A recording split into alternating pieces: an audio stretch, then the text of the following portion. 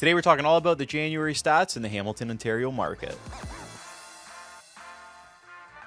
Welcome back, everybody, and thank you so much for joining me this week. It is an absolute pleasure to have you tuning in. This week, we're going to talk all about what happened in January. I'm going to compare it to what happened in December, and then we'll take a look at the year-to-year comparison. So I'm curious to see what you think. Drop a comment below because I've been hearing a lot of people have different opinions on what they think is going to happen in the market. So go ahead and do that because I'm actually super curious. And before we do jump in, if you are looking to buy or sell a house in Hamilton, you can contact me anytime using the link in the description below. Book a time with me that is convenient for you. All right, so let's jump into this. The residential average price, $750,000 is where we're currently sitting in Hamilton. This is a 22.3% decrease from the year prior. So I predicted in my last video in December, the market update, that we were going to start to see this happen in January and February, more so compared to other months, just because January and February especially were the peak market in Hamilton. To give you an idea, in February of last year, the average price at our peak was $1,021,000. Now we're down to $750,000. So that is the decrease compared to month over month. The average price in Hamilton was $750,000. So there actually has been very little change in that. It's the first time we've really seen some kind of price stabilization like this. Another thing to point out is the sales. So the sales is 349 units this month compared to December, which was 285 units. We've seen quite a big increase there, which is typical in a January. You'll generally have sales slow down in December, but then they pick back up in January, and then February we might see it even crazier. But 349 sales is a 21% decrease from the year prior. So that is that's crazy that we're actually seeing that much less sales. To put it into comparison, this is on trend with what has been happening over the last few months, where we are seeing low sales the lowest sales in a month in over 10 years. So this is the least amount of sales in a January in over 10 years. And this trend started in October of last year, and October, November, December, January is right on track with that. The amount of new listings is 666 units, which is a 23% increase from last year. So quite a few more new listings popped up from the year prior. However, last month compared to last month, there was 350 new listings last month. So way more listings hit the market this time around, which I said is pretty typical when we see the transition from December to January. The inventory is about the same as it was in December, 933 units. However, this is 280 more units than the year prior. So quite a big jump in the amount of inventory that has been sitting. And again, a lot of this is just the interest rates keeping a cap on people purchasing. But then we see this. Now, this is something that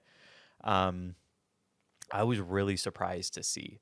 So the months of supply is 2.7 months. If you've never watched my market updates before, which I highly recommend you do, but if you've never watched them before, the months of supply is essentially how long it would take every home on the market that's currently listed to sell if no more properties got listed. So 0 to 3 is considered a seller's market. 3 to 5 or even 3 to 6 is considered sort of balanced. Anything 6 plus, you're for sure in a buyer's market. So we were at 3.4 months in December. We now shifted to 2.7. So we've shifted from a balanced market, kind of on that border, back into a seller's market. Now, if you are an active agent, an active agent, any of them will be able to tell you that we have been feeling it. I had so many people reach out to me to start looking for properties this month as well. I actually had quite a few people reach out to me to list their property this month. So our listings are up there, which makes sense in the new listings because I'm feeling that. But also the buyer activity has really, really, really picked up. I'm taking out multiple buyers all week long, and all different price points are looking at all different things, but I can definitely see why that activity has picked up because a lot of properties we're looking at are getting offers.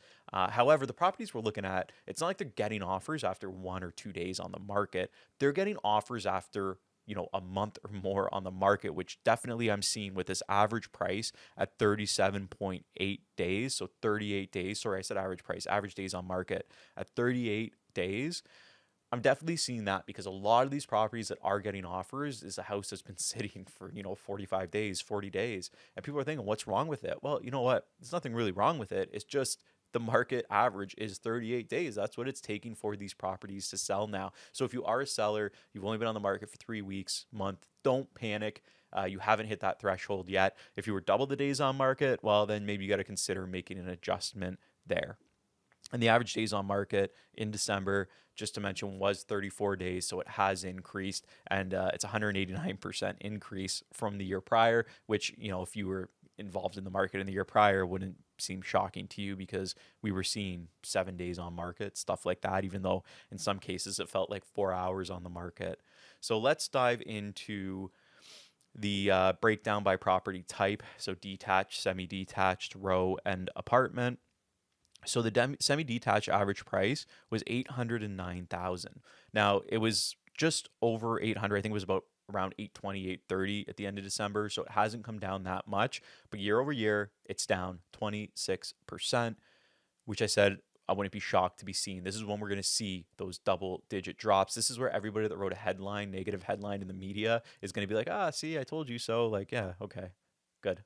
But 26%, it is outpacing the drop in the average price, which was only down 2%. I made a video a couple months ago, about why detached homes are actually dropping faster than everything else.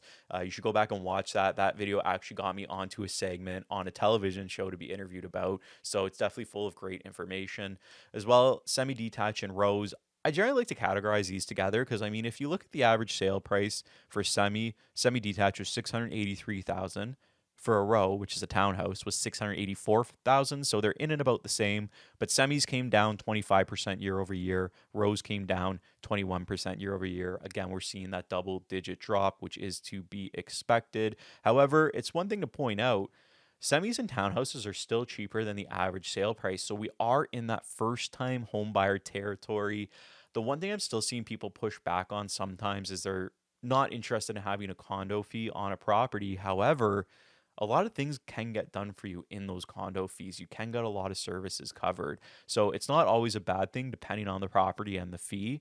If we look at apartments, $531,000 is the average price of a condo apartment in Hamilton.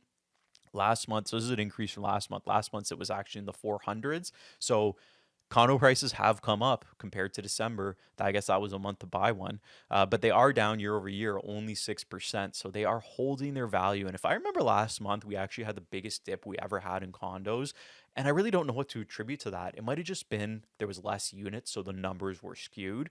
But here we have a higher average price than the month prior, and we're only down 6% year over year when other types of properties are down double digits. To me, first time home buyer price point, that is the main reason that these are moving, because if you're only qualified up to 600 or 550 and you don't want to live in a detached in, not the greatest neighborhood in Hamilton, then this would be the route to go. So that kind of explains that. Anyways, that's pretty much all I wanted to touch on in this video. If you want to get a copy of this PDF, feel free to reach out to me and I'm happy to get it to you. If you did receive this video in your email, then you already have a copy in your inbox. This PDF is full of great information. There you'll find certain things like the prices broken down by neighborhood, and you'll even find at the bottom some information on commercial properties, businesses, investments, all that kind of stuff, industrial properties that you can look up that I don't touch on in this video. However, if you do want to discuss them, like I said, you can go to the link in the description below where you can book a time with me at a time that is good for you to talk about Hamilton real estate. Anyways, thanks for watching. Thanks for tuning in, and I look forward to talking to you again next week.